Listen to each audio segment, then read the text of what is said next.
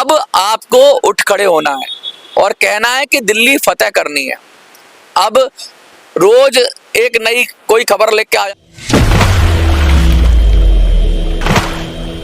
मैं मनोज सुराजी फिर से हाजिर हूँ EPS 95 के मुद्दे को लेकर। लगातार मैं वीडियो बना रहा हूँ और लगातार आपकी बात उठा रहा हूँ। और खुशी की बात यह है कि बुजुर्ग लोग मुझे फ़ोन कर रहे हैं। जैसा मैंने दिया था, एक फ़ोन नंबर दिया था 8375009595, उस पर कॉल कर रहे हैं। और ज़्यादातर वो 11 से 1 के बीच में जो कॉल करते हैं, मैं उनको उठा के कोशिश करता हूँ उनको बताऊँ। बहुत दूर दूर से लोग आ रहे हैं, अपनी भाषा में कॉल करते हैं, कोई बंगाली में, कोई उड़िया में, कोई किसी और भाषा में, कोई तमिल में, कोई तेलुगु में। कभी कभी मैं भाषाएं समझ नहीं पाता, कभी कभी पंजाबी में। लेकिन हाँ, भाव सबका एक ही है कि दिल्ली फतेह करनी है। सबको ये समझ में आ गया है और आपको भी ये समझ में आ जाना चाहिए कि अब हमें दिल्ली फतेह करनी है। फतेह करने के लिए मैंने पिछले वीडियो में तरीके भी बताए थे, तो आप सबने तरीके आजमाना शुरू कर दिए। और खुशी की बात यह है कि धड़ाधड़ मेरे पास कांटेक्ट नंबर आ रहे हैं और मेरा पहला लक्ष्य है कि पूरे देश से सारे कांटेक्ट नंबर इकट्ठे हो जाएं और फिर उनके जरिए उनको मैं व्हाट्सएप से या SMS के जरिए उनको सूचनाएं भेजूंगा कि आगे की रणनीति क्या है। आज की वीडियो शुरू करने से पहले मैं बता दूं कि मैंने कल बताया था कि हम ऑफिस का इंतजाम कर रहे हैं दिल्ली के अंदर और लोगों के रुकने की व्यवस्था कर रहे हैं, तो जल्दी ही वो व्यवस्था भी पूरी हो जाएगी। हमें बहुत सारे अलग अलग वर्गों का समर्थन मिल रहा है। मैं उन लोगों को भी इंट्रोड्यूस करूंगा और आपकी अनुमति लूंगा। अगर आप कहेंगे कि हाँ, इनका भी मुद्दा जेन्युइन है, आप इनको भी शामिल कर लो, तो हम शामिल कर लेंगे उनको। लेकिन तब करेंगे, सबसे पहले हमारा एक ही लक्ष्य है कि हमारी पेंशन में बढ़ोतरी होनी चाहिए और लड़ेंगे और जीतेंगे। मैं उन सभी पेंशनर्स से कहना चाहूँगा जो कहीं दूर दराज अकेले हैं, किसी गांव में बैठे हैं, किसी छोटे से शहर में बैठे हैं, किसी कस्बे में बैठे हैं और बैठकर अंदर ही अंदर घुटे जा रहे हैं, तड़प तड़प कर अपना दुख किसी से बयान नहीं करते। उनके लिए मैंने एक कविता बहुत पहले लिखी थी, तो मैं अभी कविता सुनाऊंगा आपको और फिर आपसे पूछना चाहूँगा। और आप इस कविता में एक बहुत बड़ा संदेश है, वो संदेश अगर आप समझ गए तो आप फिर लड़ने के लिए तैयार हो जाओगे और मुझे लगता है लड़ेंगे तो जीतेंगे। तो सुनिए ध्यान से। तन्हा क्यों जलता है सूरज। यहाँ सूरज की जगह आप पेंशनर समझिए कि तन्हा क्यों जलता है पेंशनर, तो लेकिन मैं सूरज ही कहूंगा। तो सूरज की उपमा दी है मैंने पेंशनर को। जैसे सूरज जलता रहता है अकेला, सूरज के पास कुछ नहीं है ना, सूरज अपने आप अकेला जलता रहता है। तो मैं सूरज की उपमा देकर ये कविता पढ़ रहा हूँ पेंशनर्स को। तन्हा क्यों जलता है सूरज, क्या तुझको एहसास नहीं, सबको जीवन देने वाले क्यों कोई तेरे पास नहीं। पूरी जिंदगी एक पेंशनर ने सबको, अपने बच्चों को पढ़ाया, सरकार को सेवा दी, सबको जीवन दिया, संस्थान को चलाया, संस्थान को मेंटेन किया, और अब कोई उसके पास नहीं है। यहाँ तक कि उसके बीमारी में बुजुर्ग हो गया है, वो कहीं कोई उसके पास नहीं है, परिवार वाले भी किनारा कर गए हैं। तो कहने का मतलब है, तन्हा क्यों जलता है सूरज, क्या तुझको एहसास नहीं, सबको जीवन देने वाले क्यों कोई तेरे पास नहीं।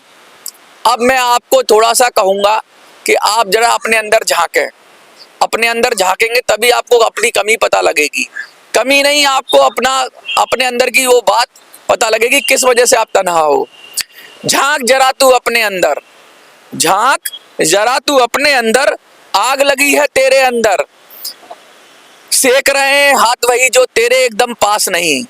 तन्हा क्यों जलता है सूरज, क्यों तुझको एहसास नहीं। कहने का मतलब है कि अपने अंदर झांको कि तुम कितना जल रहे हो, कितना तड़प रहे हो, कितना परेशान हो, आग कितनी लगी है तुम्हारे अंदर। और सब लोग हाथ सेक रहे हैं, लोग आते हैं और हाथ सेक के चले जाते हैं। हाथ सेकने का मतलब है कि आप तो जल रहे हो और आपके जलने पे बहुत सारे लोग रोटियां सेक रहे हैं, बहुत सारे लोग रोटियां सेक रहे हैं। वो चाहे लीडर्स हो, बड़े बड़े लीडर्स की दुकानें चल रही हैं आपके नाम पर, और वो क्या करते हैं, लेते हैं सिर्फ तारीख तारीख और तारीख, समझ रहे हो। और दिन रात आप खट रहे हो 8 साल से 10 साल से, और क्या मिला आपको, मिली सिर्फ तारीख और आश्वासन और नया आश्वासन। वो आपके जख्मों पर नमक छिड़क रहे हैं और मजे ले रहे हैं, इंजॉय कर रहे हैं अपनी लाइफ को। तो ऐसे मैं कह रहा हूं कि आप पर हाथ सेके जा रहे हैं आपकी मेहनत पर। इसलिए अब झांक जरा तू अपने अंदर, आग लगी है तेरे अंदर, सेक रहे हैं हाथ वही जो तेरे एकदम पास नहीं। तन्हा क्यों जलता है सूरज, क्या तुझको एहसास नहीं। और सुनो, जब तक तेरी आग जलेगी, जब तक तेरी आग जलेगी तब तक सबको मौज मिलेगी। जब तक पेंशन का काम नहीं होगा तब तक सबकी रोटियां चलेंगी। मैं कह रहा हूं, चाहे वो यूट्यूबर हो चाहे कोई हो, अगर नहीं मिलता तो लगातार वो उस पर काम करते रहेंगे भाई, क्योंकि रोज रोज वो बनाएंगे वीडियो। लेकिन मैं तो साफ साफ कह रहा हूं कि, और चाहे वो नेता हो वो खुद नहीं चाहेंगे कि भाई ये आंदोलन में पेंशन मिल जाएगा, क्योंकि उनकी दुकानदारी बंद हो जाएगी, मुद्दा ही खत्म हो जाएगा। तो जब तक तेरी आग जलेगी तब तक सबको मौज मिलेगी। सभी बेगाने से लगते हैं क्यों कोई तेरे पास नहीं, तन्हा क्यों जलता है पेंशनर, क्यों तुझको एहसास नहीं। आप समझ रहे हो क्या कह रहा हूं मैं? अब आपको उठ खड़े होना है और कहना है कि दिल्ली फतेह करनी है। अब रोज एक नई कोई खबर लिख के आ जाता है, अब मिल जाएगी पेंशन, कल मिल जाएगी पेंशन, परसों मिल जाएगी पेंशन, 6 तारीख को मिल जाएगी पेंशन, 11 तारीख को मिल जाएगी पेंशन, 14 तारीख को मिल जाएगी पेंशन। इनको शर्म नहीं आती है इन लोगों को, जो लोग ऐसे आश्वासन देते हैं। नेता लोग, बड़े बड़े नेता लोग, सरकारी लोग ऐसे आश्वासन देते हैं और क्या भावनाओं से खेल रहे हैं। नहीं मिलेगी ऐसे पेंशन। पेंशन तभी मिलेगी जब आप एकजुट होंगे, जैसा हो रहे हो आप। कुछ लोग समझ गए हैं और कुछ लोग, जो समझ गया वो सयाना है, जो ना समझा वो बेगाना है। ऐसे जो ना समझ लोग हैं उनको कुछ नहीं कहा जा सकता। और समझदारी किसी से भी ली जा सकती है, किसी बच्चे से भी समझदारी ली जा सकती है। जरूरी नहीं कि कोई बहुत बड़ा सीनियर है तो उसी को समझदारी आएगी। अगर कोई गलत ट्रैक पे है, या आप सबने स्वीकार किया था कि तरीके गलत हैं, तभी तो मैं आगे बढ़ा। जब 100 के 100% लोगों ने कहा कि हाँ पुराने तरीके गलत हैं, तो फिर क्यों उस ढर्रे को अपनाया जा रहा है? अब तो लड़ना पड़ेगा और अब टाइम बचा नहीं है। मैं तो अपनी पूरी ताकत से लड़ूंगा, हारूं या जीतूं, आप लोगों के लिए लड़ता रहूंगा, आप लोगों के लिए संघर्ष करूंगा। और सिर्फ ऐसा नहीं है, मैंने 2 महीने के लिए पूरी तरह से डेडिकेशन कर दिया अपने आप को, पूरी तरह से। क्यों? क्योंकि मैंने देखा है मेरे घर परिवार में भी ऐसे लोग हैं जो ईपीएस के लिए लड़ाई लड़ रहे हैं। तो मैं भी एक कार्यकर्ता की तरह हूं। तो मेरे परिवार में भी कुछ लोग हैं जिनको भी कम पेंशन मिलती है, तो मैं तो उनकी लड़ाई लड़ रहा हूं। मैं तो अपने जो माता पिता हैं या अपने जो परिवार के मेरे बुजुर्ग हैं उनकी लड़ाई लड़ रहा हूँ। आपके बच्चे आपकी लड़ाई लड़ेंगे और आप अपनी लड़ाई लड़ोगे। सबकी अपनी अपनी लड़ाई है। मैं तो तैयार हूँ, मैंने तो कमर कस ली है। मुझे तो एक ही तरीका लगता है कि दिल्ली फतेह करेंगे, तभी हमें श्रम मंत्रालय मिलेगा। और जब हमें श्रम मंत्रालय मिलेगा तो हमें किसी से मांगने की जरूरत नहीं, अपने आप फॉर्मूला ठोक पीट के ठीक कर लेंगे। यही बात है। और आपको क्या काम दिया है?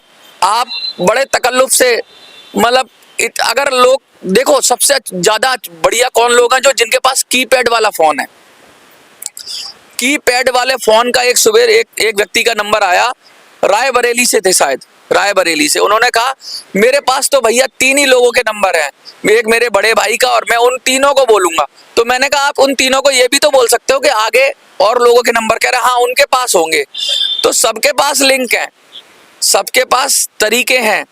मैं अपना जोर लगा रहा हूं। अगर मैंने 5, 10, 20, 50 हजार लोग जोड़ लिए आप लोगों की तरफ से, तो आप भी जोड़ सकते हो।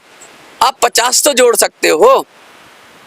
कल से 7,500 लोग आ गए हैं मेरे पास, 2,500 लोग और आए कल से आज तक। लेकिन ये 2,500 लोगों से काम नहीं चलेगा। अगर ऐसे ही चलेंगे तो 4-5 दिन में 10-15 हजार लोग होंगे। हमें कम से कम 1 लाख नहीं तो 50,000 और 1 लाख के बीच में तो हमारे पास लोग चाहिए, तभी तो हम जीतेंगे। 7 लोकसभाओं को जीतने के लिए 7 शक्ति चाहिए। और शक्ति तब होगी, वो शक्ति आपके अंदर है, आपके फोन में है। आपको बस याद दिलाना है। जैसे जामवंत ने हनुमान को शक्ति याद दिलाई थी ना, हनुमान जी भूले हुए थे शक्ति। आप सब हनुमान हो और मैं तो आपको आपकी शक्ति याद दिला रहा हूँ कि ये फोन एक इतनी बड़ी शक्ति है कि अगर आपने इसे उठा लिया और आप लग गए और आप लिंक निकालने पे लग गए, तो दिल्ली का ऐसा कोई आदमी नहीं बचेगा जिसको आप जानते ना हो। आपको बस लिंक निकालना है और उसको अपना मैसेज पहुंचा देना है। मैंने एक कंटेंट डिजाइन वाली टीम को अभी कोशिश की है कि वो हमारे साथ जुड़ जाए, तो आपको पोस्ट आएंगी अलग अलग। अब मैंने आपसे कहा था कि जो लोग बलिदान हो गए उनके फोटो भेज दीजिए। व्हाट्सएप पे बहुत सारे लोग जुड़े, लेकिन अभी तक आपने फोटो नहीं भेजा। तो आपको ये भी नहीं पता कि आपके आंदोलन में कितने लोग शहीद हो गए। तो ये तो बड़े दुख की बात है। आप पता करिए। और जो कम से कम जो कमेटियों में जुड़े हुए हैं, जो किसी संस्था में जुड़े हुए हैं, उनके पास तो होगा किसी ना किसी का फोटो। तो कम से कम मुझे व्हाट्सएप पे फोटो तो भेजिए जो लोग शहीद हो गए। सरकार को बताएंगे तो कैसे बताएंगे हम कि कौन हो गया? कोई आंकड़ा तो होगा, कोई लेखा जोखा तो होगा, कुछ तो होगा। अरे आप नहीं कर सकते तो कम से कम आपके नज़र में कोई ऐसा आदमी हो जो शहीद हो गया हो और जो ईपीएस में आंदोलन में जाता रहा हो, तो उसका फोटो भेज दीजिए मुझे, मैं करूँगा उसको। और भैया अब सबको लड़ना पड़ेगा, हाथ छोड़ के मनोज लड़ लेगा, मनोज अकेला कुछ नहीं है, हम सबको लड़ना पड़ेगा और बराबर कंधे से कंधा मिला के लड़ना पड़ेगा। कुछ लोगों ने कहा कि आप आगे बढ़ो, हम तुम्हारे साथ हैं, मैं आगे बढ़ जाऊं और आप पीछे ही बैठे रहो, ऐसे काम नहीं चलेगा। आपको जो सचमुच असमर्थ हैं उनकी बात नहीं कर रहा, जो थोड़े से भी समर्थ हैं उनको उठ के खड़ा होना पड़ेगा और जोर लगाना पड़ेगा। ये 2 महीने में अगर हमने जोर लगा दिया तो हम नैया पार हो जाएगी। और इस 2 महीने में हम चूक गए, अगर हम दम लगाने से चूक गए और हमने कहा यार सामने वाला दम लगा लेगा। एक छोटी सी कहानी मैं बता देता हूं आपको कि एक बार एक राजा ने कहा कि भाई देश को 50 लीटर दूध की जरूरत है, तो सब लोग अपना अपना कंट्रीब्यूशन करें। उसने एक रात को एक पात्र रख दिया बीच चौराहे पे कि इसमें आके दूध डाल दें, तो सवेरे उसमें पानी मिला, क्योंकि हर आदमी ने सोचा मैं दूध क्यों डालूं, मैं पानी डाल देता हूं, बाकी दूसरा तो दूध डाल जाएगा। ये जो मानसिकता है कि कोई और कर देगा, कोई मसीहा आ जाएगा, नहीं, जितना कर सकते हो उतना करना पड़ेगा। और अगर आप सब लड़ गए तो मैं गारंटी देता हूं, अगर आप सब लड़ गए, सिर्फ फोन से ही लड़ गए या व्हाट्सएप से लड़ गए, तो 78 लाख लोग हो आप और 8 करोड़ लोग हो आप, आपको कोई शक्ति रोक नहीं सकती दिल्ली फतेह करने से। अपने आत्मबल को जगाओ, अपनी लड़ाई बनाओ। मेरी लड़ाई नहीं है ये, किसी लीडर की लड़ाई नहीं है, हर उस आदमी की लड़ाई है जो ईपीएस 95 के लिए लड़ रहा है। और ये आप लोग जवाब क्यों नहीं देते हो? जो लोग आके उल्टा सीधा बोलते हैं कमेंट में, आप उनको जवाब दो, उनको जवाब दो और उनको कहो कि यहाँ से दफा हो जाएं अपना बोरिया बिस्तरा उठा के। आज मैं बहुत गुस्से में हूँ, कुछ लोग बहुत फालतू बकवास कर रहे हैं।